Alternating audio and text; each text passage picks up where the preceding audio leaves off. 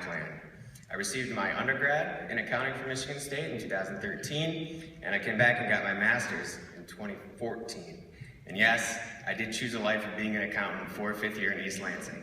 It was worth it. So I was scheduled to begin my career with Ernst & Young on July 22nd. So I had nearly 3 months to complete my last few CPA exams, spend a week in Bermuda with my beautiful girlfriend, golf every day with my brother, and finally celebrate my last week of freedom with my family in Cancun. Sounds pretty good, right? Oh yes, and I had to get this annoying bump in my leg taken care of. So since March, I was losing the ability to lift my right foot. I thought, what was going on? So I got an MRI, and 5 days after graduation, I was scheduled to see the sports med team at U of M to have this bump looked at. So the afternoon of that appointment, I received a call from U of M's oncology department, and my heart sank. My initial thought was, what the hell is this about? I just want this bump fixed. Oncology? So the next morning, my dad and I headed to the U of M Cancer Center. Still totally unsure what this was about, but kind of had a bad feeling in the back of our minds. They put us in this mini operating room as we waited for the doctor. It was full of fancy tools, and obviously we had some fun playing with all the new toys, like we were blowing up the rubber gloves, and I was sending inappropriate Snapchats of the hospital equipment. But the fun ended about 2 minutes after the doctor came in. The doctor did not mince words or try to sugarcoat anything. She told me that the bump on my leg was not some sort of muscle swelling or tendonitis or a cyst, but rather a tumor, and not just any old tumor. She was nearly certain that it was a very rare and very aggressive form of cancer called Ewing sarcoma, but we needed a biopsy to confirm. Hold on a minute, so what do you mean by rare? Rare in this case means only a couple of hundred children and young adults get diagnosed with Ewing sarcoma each year. So I'm thinking to myself, so quick surgery to remove it, and I'll be good to go in a few weeks. Maybe I'll be on some crutches in Bermuda, and we're good to go. No, she said you'll pretty much have to put your life on hold for the next year. It will consist of months of chemotherapy and likely surgery or radiation to remove it. And our goal will be to save your leg.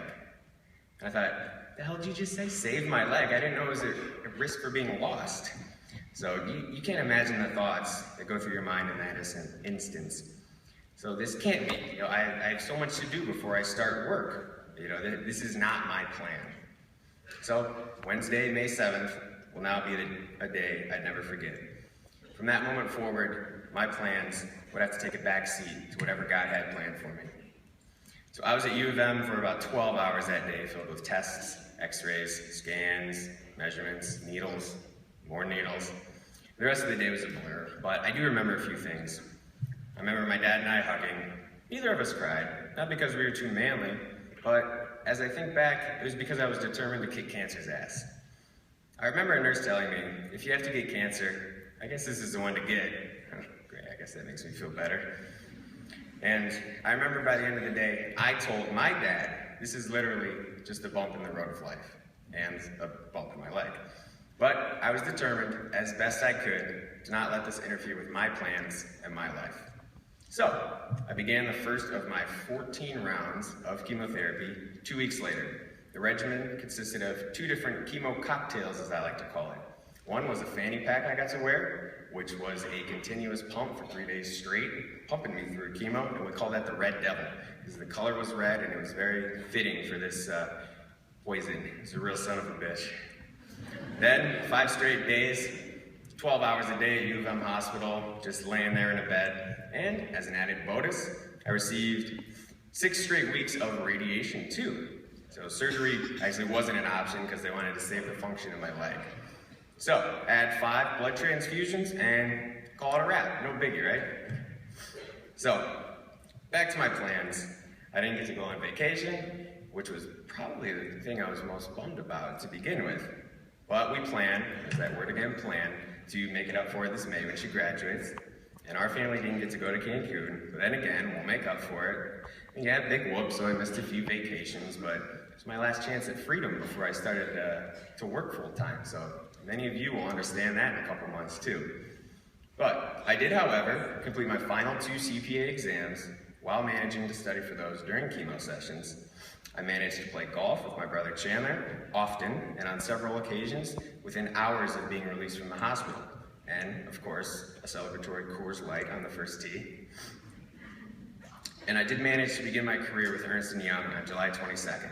And my first day of work will always be memorable because I was wearing the fanny pack pumping me full of chemo that day.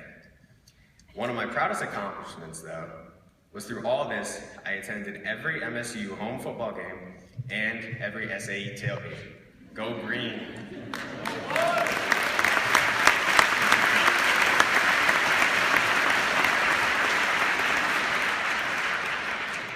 So, while I managed to limit the impact these barbaric poisons had on my life, and I'm not just talking about the Busch Light at SAE tailgates, I did so not on my own, but with the help of support of many, many people. My family and Emma were absolutely wonderful, and I'll speak more about them in a moment. So some of the other extremely inspiring help was the support I received from the brothers of Sigma Alpha Epsilon. Where you guys at? So one of my brothers, Aaron Mucciani, or Aaron, began a Twitter campaign called #LiveForBerlin. So prior to being diagnosed, I worked out a lot, or at least I thought I worked out a lot. I was either in the gym or playing hockey multiple times a week. And chemotherapy is designed to kill every fast-growing cell, good or bad, in your body, and it seriously saps your energy. So working out became extremely difficult for me. So the #LiveForBerlin encouraged people to post pictures of themselves working out for me, since I really couldn't. So each day I looked forward to these new posts and receiving all these new Snapchats from friends and people that I didn't really even know, even doing some form of exercise. So I can't tell you how much that inspired me to keep fighting. So SAE and Aaron also set up a Live for Berlin fundraiser for sarcoma research. To this date, we've raised over $10,000. And I'd like to thank everyone who has either posted a picture or made a donation.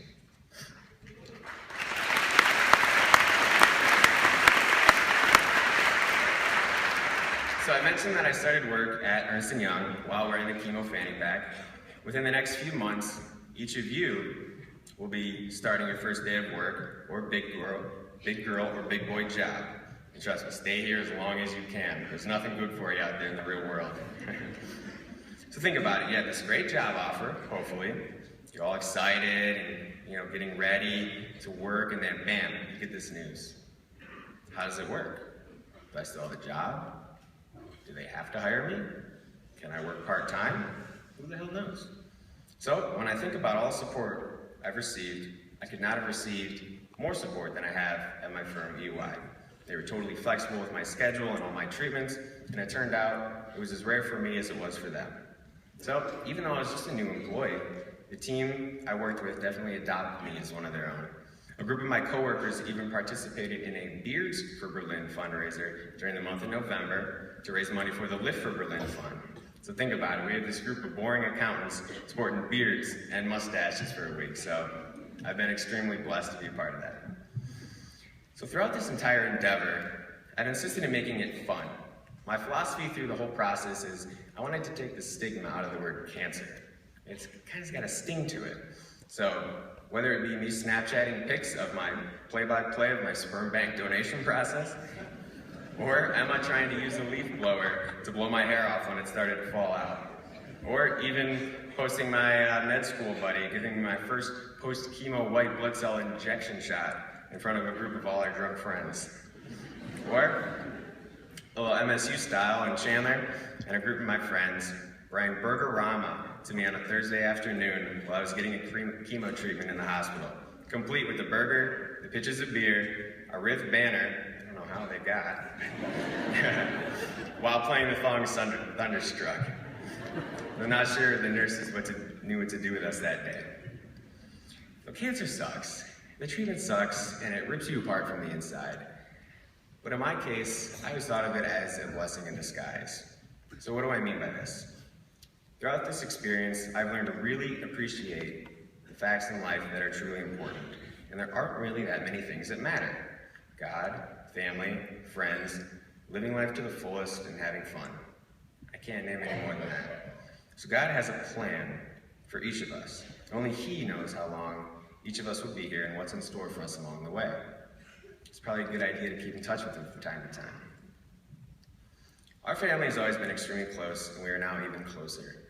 Throughout this, my family's love and support has been unwavering. My mom, dad, and brother have each had a significant yet very different role to play. My mom has been the best caregiver ever. Her compassion, sensitivity, and constant concern for my health helped me when I needed most. No mother should ever have to experience their child having to endure the shit cancer puts you through. But my mom was there with me every step of the way.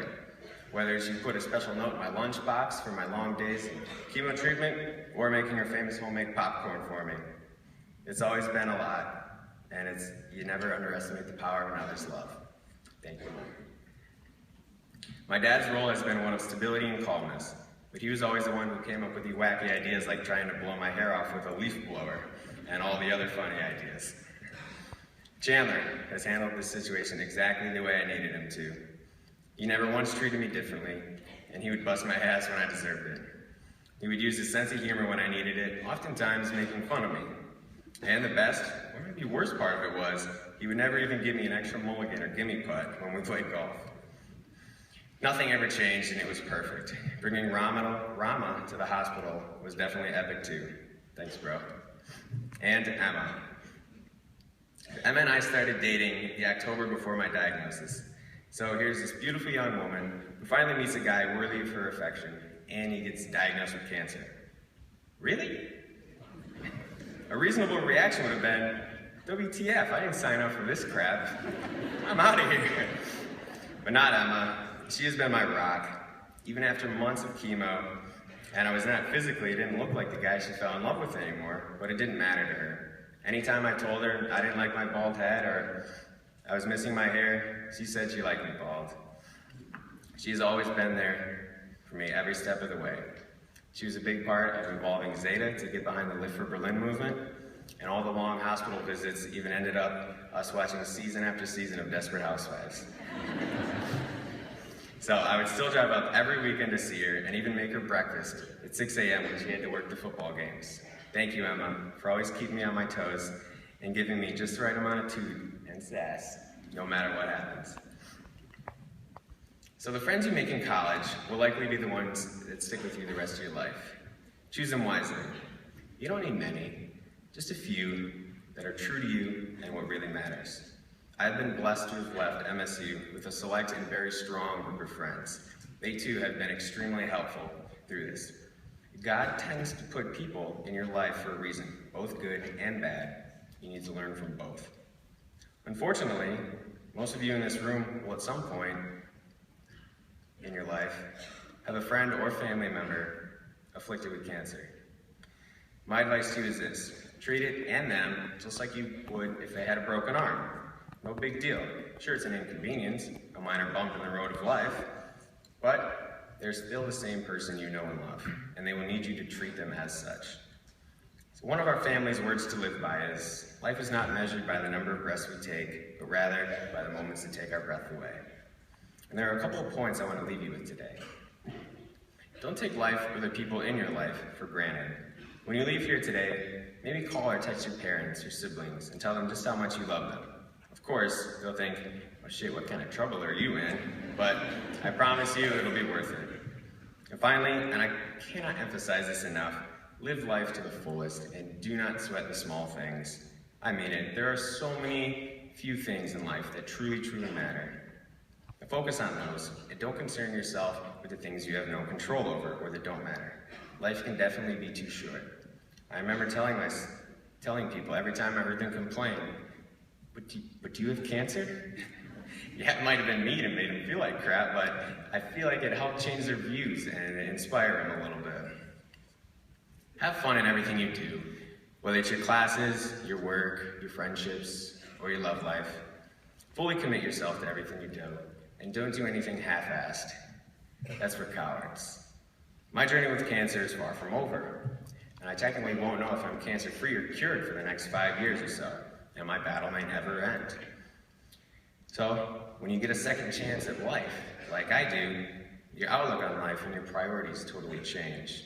So I realize I'm not totally invincible, and that every day is a gift from God, and I plan to live my life with that in mind. Thank you.